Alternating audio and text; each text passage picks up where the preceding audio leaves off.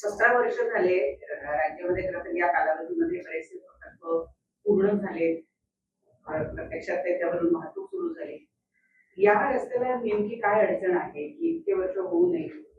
इथे स्थानिक जे आमदार बिमदार सगळी लोक जी मंडळी आहेत, राजकीय हस्तक्षेपामुळे या सगळ्या गोष्टी होत नाहीयेत. मागे मी एकदा नितीन गडकरींना मी फोन केला होता या बाबतीत. मी त्याला विचारलं होतं, मी एकदा बोललो पण होतो. गडकरींनी मला याचं उत्तर दिलं होतं की कॉन्ट्रॅक्टर कंटाळून निघून गेले. आता नितीन गडकरी जे या रस्ते आणि या सगळ्या गोष्टींचे केंद्रीय मंत्री आहेत, ते जर समजा कोकणातल्या कंत्राटदारांबद्दल कंटाळून निघून गेले असं जर म्हणत असतील तर कंटाळले कोणामुळे, कशामुळे कंटाळले? आतापर्यंतचा रिवाज असा आहे की तुम्हाला जर रस्ता बांधायचा असेल तर त्याला लँड ऍक्विजिशन म्हणतो. ती लँड ऍक्विजिशन ही सरकारने करून द्यायची असते आणि मग पुढे कंत्राटदार ती गोष्ट करतात. हे सगळे रस्ते करत असताना प्रत्येक वेळेला हाच प्रॉब्लेम आलेला आहे की जागा संपादित केलेली नाही. कंत्राटदाराला कंत्राट देऊन मोकळे झालेत, पैसे गेलेत, पैशातनं त्यांचे टक्के गेलेले आहेत आणि रस्ता तिकडेच आहे. हे वर्षानुवर्ष याच गोष्टी होत आल्या, अशाच होत आहेत. आता नवीन बांधलेल्या रस्त्यावर मी आलोय, काय अवस्था आहे नवीन बांधलेल्या रस्त्याची? मला आता हे काहीतरी त्या इथे घेऊन जात आहेत त्या बायपास. मी त्यांना तेच विचारलं, म्हणजे नुसत्या एका बायपासने काय होणार आहे?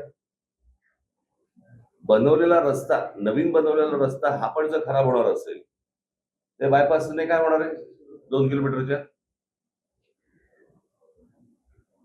काय आपण राज्य म्हणून हे माझ्या राज्यातलं आहे, हे नीट व्हायला पाहिजे, चांगलं व्हायला पाहिजे, याच्या दृष्टिकोनातनं विचार न करता याच्यातनं टक्के किती मिळतील या गोष्टींवरती जास्त विचार आहे. आमच्या जमिनी कशा विकल्या जातील, जमिनी घेऊन ठेवायचे, हेच व्यवहार नुसते सुरू आहे. तो बाकी काय सुरू आहे मला जरा सांगा महाराष्ट्रात? आता हे तिसऱ्या मुंबईचं केलंय, बरोबर आहे? आता हे तिसरे मुंबई हे सगळ्यात जास्त महत्वाचं आहे. ही तिसरी मुंबई आता काय, तिसरी मुंबई काय, दुसरी मुंबई काय चालू आहे, त्या तिसऱ्या मुंबईची जाहीर केले. आता मी तुम्हाला साधी गोष्ट फक्त वाचून दाखवतो. त्या तिसऱ्या मुंबईमध्ये काय गोष्टी येणार आहेत तर इथे educational city, medical city, sports city, data centre, global capability centre, संशोधन संस्था आणि बीकेसी पेक्षाही मोठं व्यावसायिक केंद्र उभारलं जाणार आहे. आंतरराष्ट्रीय विद्यापीठ, जागतिक तंत्रज्ञान कंपन्या आणि उच्च मूल्य सेवा उद्योगांना आकर्षित करण्याचा प्रयत्न सुरू आहे. म्हणजे इथे कोण तिसऱ्या मुंबईमध्ये तुम्हाला काय आणायचंय ते महाराष्ट्राला माहिती का? महाराष्ट्राची मुलं मुली तयार आहेत का या गोष्टींसाठी? म्हणजे आपल्याकडचा जो कोणी शेतकरी आहे, आपल्याकडचा जो कोणी जमीनधारक जो आहे, तो फक्त माझी जमीन मालक एवढाच राहणार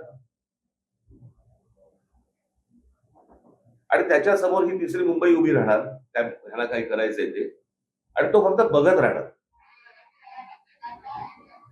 म्हणजे या संपूर्ण पेण, पनवेल, उरण या सगळ्या भागातली जी रायगड जिल्ह्यातली जी मुली आहेत त्यांना काही सांगणार आहोत का आपण? त्यांना काही तयार करतोय का आपण की परत बाहेरच्या राज्यांमधून लोक येणार, पुन्हा इथे नवीन वसाहत होणार? आज जे पुण्याची वाट लागली आहे, जी आपल्या बाकीच्या शहरांची जी वाट लागते, बाहेर कळतंय, बाहेरच्या राज्यांमध्ये कळतंय की काय होणार आहे, त्याप्रमाणे त्यांच्या पोरापोरींना तयार करतायत ते आणि महाराष्ट्रात पाठवत आहेत. आणि आमच्या महाराष्ट्रातल्या मुला मुलींना काही माहित नाही की इथे काय होणार आहे, काय घडणार आहे. त्यांना कोणतीही गोष्ट सांगितली जात नाहीये की बाबा तुम्ही कुठच्या गोष्टींच्या तयारीला लागा, आपल्याकडे काय गोष्टी येणार आहेत, काही माहिती नाहीये. शहरं उभी करायची, रस्त्यांची वाट लावून टाकायची, त्याच्यामध्ये जमिनी विकायच्या आणि जमिनी विकणे एवढा एकमेव धंदा महाराष्ट्रात सुरू आहे. कोकणात तर सर्वात जास्ती. कधी कधी वाटतं आता कुठच्याही डेव्हलपमेंटला विरोध करण्यासारखं काही नाहीये, परंतु कोकणाची परिस्थिती पाहिली तर डेव्हलपमेंट नको अशी परिस्थिती आहे आज. कारण ती जर समजा स्थानिक लोकांच्या जर वाट्याला येणार नसेल तर ही डेव्हलपमेंट काय करायची?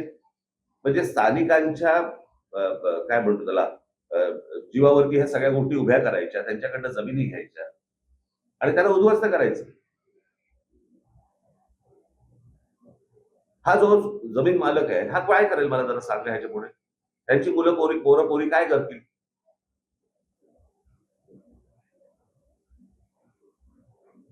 काय चाटायचे तर रस्ते. आमच्याकडची जमीन, आमच्याकडचं पाणी, आमच्याकडची वीज आणि ह्याच्यावर पोचले कोण जाणार? बाहेरचे. महाराष्ट्रामधल्या मुलामुलींच्या उपयोगाची जर समजा प्रगती डेव्हलपमेंट ही जो होत नसेल, काय चाटायची ती प्रगती?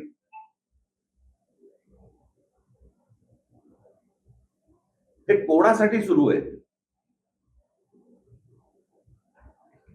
मोठे जमिनीचे तुकडे काढायचे. आणि ह्या सगळ्या आता कुठून डेव्हलपमेंट होते ह्यांच्या लोकांना माहिती आहे, आमदारांना माहिती आहे. हे जमिनी घेत सुटणार आणि मग ते सरकारला विकणार.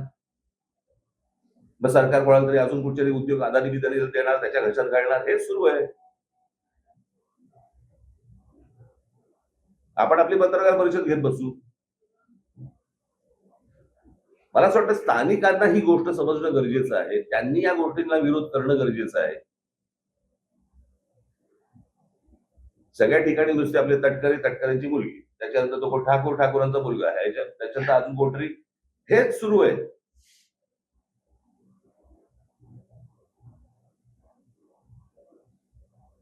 आणि आमच्या लोकांना समजत नाहीये की काय प्रकारचं पुढे काय त्यांच्या समोर आयुष्यात वाढून ठेवलेलं आहे. काही नाही, अंधकार.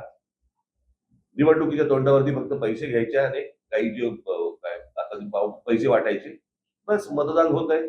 आमदार निवडून येत आहेत, खासदार निवडून येत आहेत, आमच्या पायाखालच्या जमिनी जात आहेत, जाऊ दे. असाच महाराष्ट्र विकला जाणार.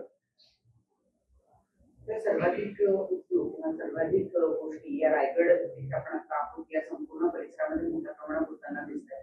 पण इथे पालकमंत्री पदावरून वाद सुद्धा सातत्यानं. मला ते फालतू गोष्टी आहेत त्या, अत्यंत फालतू गोष्टी आहेत. पालकमंत्री, पालक म्हणजे कोण? आईबाप ना. यांना आईबाप मानायचे का? माझं मत आहे, सरकार नावाची एक गोष्ट असते. सरकारने ह्या गोष्टींचे निर्णय घ्यायचे असतात. सरकारने आपल्या लोकांचं जे काही हित आहे ते सांभाळायचं असतं. हे काय पालकमंत्र्याचं काम नाहीये ना. म्हणजे आता त्या सिंगापूरच्या कुठच्याही कंपनीला सांगितलेलं की 30 आठवड्याच्या आत आम्हाला संपूर्ण आराखडा आखून द्यायचा आहे. माहितीये का रायगडला? आमच्या मुलामुलींना माहिती आहे का उद्या इथे कोणत्या प्रकारचे जॉब्स येणार आहेत? काही कल्पना आहे का आपल्याला? काही माहिती नाहीये.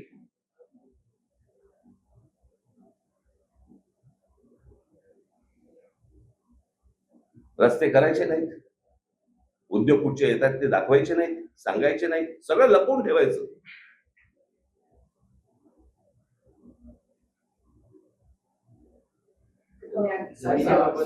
सोयीस्कर सर्वसामान्य लोकांना अंधारात ठेवलं जाते. अर्थातच. मग म्हणजे काय, ते कोणाच्या ते उद्योगपतींच्या हिताचं सगळं सुरू आहे ना. अजून काय सुरू आहे? साहेब, 1 जून पर्यंत, 1 जून 2026 पर्यंत हे सगळं काम होईल अशी ग्वाही स्मिथ तटकरेंनी दिली होती.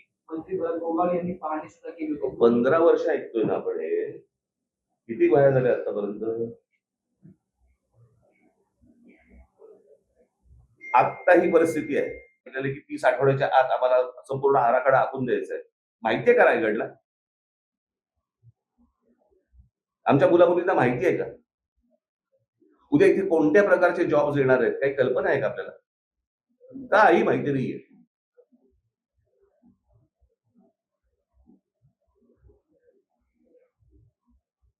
रस्ते करायचे नाहीत, उद्योग कुठचे येतात ते दाखवायचे नाहीत, सांगायचे नाहीत, सगळं लपवून ठेवायचं.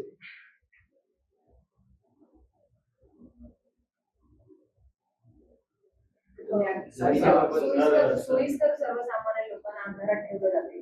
अर्थातच. मग म्हणजे काय, ते कोणाच्या ते उद्योगपतींच्या हिताचं सगळं सुरू आहे ना. अजून काय सुरू आहे? साहेब, 1 जून पर्यंत, 1 जून 2026 पर्यंत हे सगळं काम होईल अशी ग्वाही स्मिथ तटकरेंनी दिली होती. मंत्री भरत गोगावले यांनी पाहणी सुद्धा केली होती. 15 वर्ष ऐकतोय ना आपण हे. किती वया झाल्या आतापर्यंत? आता ही परिस्थिती आहे, बरोबर आहे. परत तुम्ही उद्या येणार असाल गणपतीच्या वेळेला, मग आमच्या चाकरमानी कसे अडकलेत आणि मग कसे खड्डे पडलेत, वर्षानुवर्ष ते मला असं वाटतं 15 वर्षापूर्वीचं फुटेज काढून जरी तुम्ही आता दाखवलं तरी तेच आहे. नवीन कशाला पाहिजे तुम्हाला? सर यावर्षी सुद्धा ते चित्र आहे, पण अनेक चाकरमानी रस्ता खराब असल्यामुळे ट्रेनचा पर्याय घेतला. तर अजून परत तीच गोष्ट सुरू आहे असं कोणाला असं वाटतं का तुम्हाला? तीच गोष्ट म्हणजे गेली मला असं वाटतं स्वातंत्र्य मिळाल्यापासून तेच सुरू आहे ना. आपल्याकडे अजूनही कोणत्या प्रकारचे नवीन विषयच आहेत काय निवडणुकीला? आम्ही नोकरी देऊ, आम्ही पाणी देऊ, आम्ही रस्ते देऊ, हेच सुरू आहे अजून. मी मागे एकदा माझ्या मुलाखतीमध्ये मी सांगितलं होतं, मी एकदा स्वित्झर्लंडला गेलो होतो, बरीच वर्ष झाली त्याला. आणि तिथे गेल्यानंतर मला सगळी तो देश फिरत असताना मला पहिला प्रश्न पडला, तिथला विरोधी पक्ष भांडतो कशावर? सगळं सुंदर आहे, सगळ्या नोकऱ्या आहेत, गाड्या आहेत, सगळं छान आहे. तर तिकडचा विरोधी पक्ष काय म्हणतो, काय देऊ? आपल्याकडे हेच सुरू आहे. वर्षानुवर्ष आपण त्याच विषयांवरती निवडणुका लढतो, तेच विषय सुरू आहेत. काही त्याच्यामध्ये बदल नाही. तुम्ही आता मुंबईवरती तिसऱ्या मुंबईवरती बोलतात, परंतु मुख्यमंत्र्यांकडून असं वारंवार सांगितलं तर जेव्हा कुठे विकास होत असेल तेव्हा सुरुवातीला विरोधकांकडून विरोधच होतो, त्यानंतर अरे विकासाला विरोध नाहीये. माझं म्हणणे माणसांना अंधारात ठेवू नका. इथल्या मुलामुली आपण तेच बोलतोय का? मानगाव आणि रोहा यामध्ये मुंबई दिल्ली कॉरिडॉर येणार होते आणि त्यासाठी शेतकऱ्यांची सुरुवातीला भूसंपादन जागा काढण्यात आली आणि तेव्हा सांगण्यात आलं होतं की रासायनिक जे कारखाने आहेत ते येणार नाही. मात्र आता प्रत्यक्षात जे आहेत ते रासायनिक कारखाने येतील. मी मागे पण एकदा इथे कोकणामध्ये आलो असताना मी म्हटलं होतं की तुम्ही हे जे उद्योग येत आहेत यांच्यामध्ये पार्टनर व्हा. कळलं का? तुम्ही जमिनी विकून तुमचा विषय संपला. आपण एक त्यातलं सुंदर उदाहरण जर समजा आपण बघितलं तर पुण्यामध्ये मगरपट्टा, बरोबर आहे.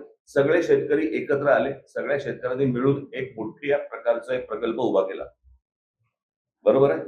ते जमीन मालकही राहिले आणि प्रकल्पाचे मालकही राहिले. मग ही गोष्ट आपल्या महाराष्ट्रात इतर ठिकाणी काय नाही होत?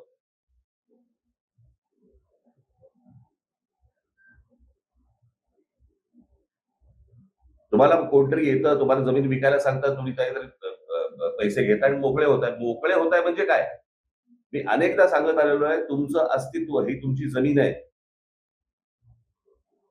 तुमच्या पायाखालची जमीन गेली की तुम्ही कोणत्याही भागाचे कोणी नाही आहात. तुमचं अस्तित्व संपलं. हे रासायनिक कारखाने बिरखाने खूप नंतरची गोष्ट. पहिली जमीन विकणं इथून पहिली सुरुवात आहे. स्थानिक नेत्यांचा मोठा अपयश आहे का? कारण सरकारपेक्षाही जास्त, कारण की नारायण राणे असतील किंवा सुनील तटकरे. प्रश्न असा आहे की ह्या सगळ्यांनी मिळून एका गोष्टीचा विचार केला पाहिजे की आमच्या कोकणाचं काय होणार. हे बघा, प्रश्न असा आहे की हे जर समजा सगळे आमदार एका आवाजात बोलले असते तर इतकी वर्ष लागली असती का हो रस्त्याला? म्हणजे कोकणात रस्त्यावरून फिरताना रस्ते लागणं काय असतं एखाद्या गोष्टीचे हे कळतं आपल्याला. सर या ठिकाणी स्थलांतर थांबत नाही. गेले कित्येक वर्षापासून कोकणात बरेच नेते काम करतात. तर स्थलांतरावरती आपण काय काम करणार आहात आणि लोकल ट्रेन सुरू होत नाही मांजरापर्यंत. काय स्थलांतर? इथल्या लोकांना जॉब नाहीत, नोकऱ्या, त्याच्यामध्ये मुंबईला जातात, पुण्याला जातात. तर या ठिकाणी गावाच्या गाव बंद पडलेले. त्याच्यासाठी काय उपाय होणार आहे की नाही? अरे मग मी आता काय बोललो रे तुम्हाला माझ्या बोलण्याचा हे कळत नाही का रे?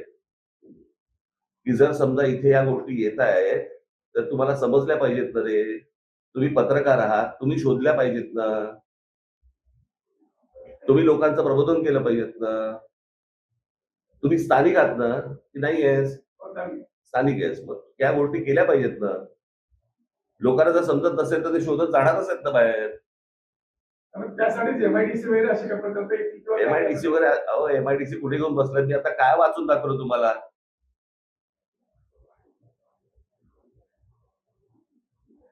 सरकारचं इथे काय आणायचं चालू आहे आणि इथल्या लोकांना, स्थानिकांना माहिती नाहीये इथे काय येणार आहे.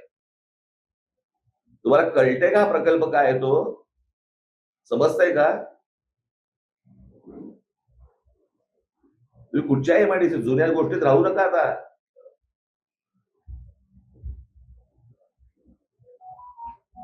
सर मुंबई गोवा महामार्गावर खारपाडा आहे आणि सुतेडी खिंड अशा 40 किलोमीटरच्या अंतरामध्ये टोल आहे आणि त्याचा प्रचंड मोठा पडणार आहे. तर एकदा सर तुम्ही सांगितले की केंद्रीय मंत्रींनी स्वतः हात टेकलेले आहे. याच्यात सोल्युशन काय आहे? 17 वर्षात झाले एखादा प्रकल्प रखडतो, मंत्री होऊन जातात, आमदार येऊन जातात, सरकार बदलतात. मग आता याच्यावर सोल्युशन काय? कारण 1.5 वर्षांपूर्वी बघा, याच्या- अनेकांनी आंदोलनं पण केली. म्हणूनच मी तुम्हाला सांगतो ना की ह्या सगळ्या याच्यामध्ये सोल्युशन हे सत्ता बदल एवढंच आहे. माणसं बदलणं गरजेचं आहे. जर समजा तुम्हाला इतकी वर्ष तर 30 माणसं तुम्ही निवडून देणार असाल आणि त्याच विषयांवरती जर समजा तुम्ही बोलणार असाल, तो उपयोग काय त्याचा?